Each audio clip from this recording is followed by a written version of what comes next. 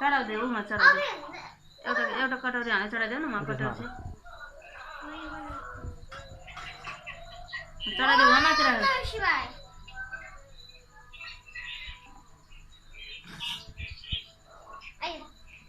ल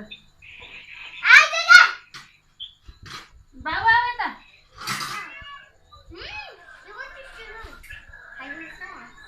हो त टिका निकाल्नु भन्छ मन्दिरको एक घन्टा ट्याप लगाइदिनु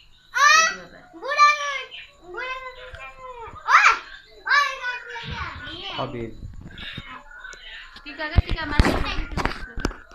हो त्यो मन्दिर टिका एक घन्टा ट्याप लगाइदिउँ भनेको कि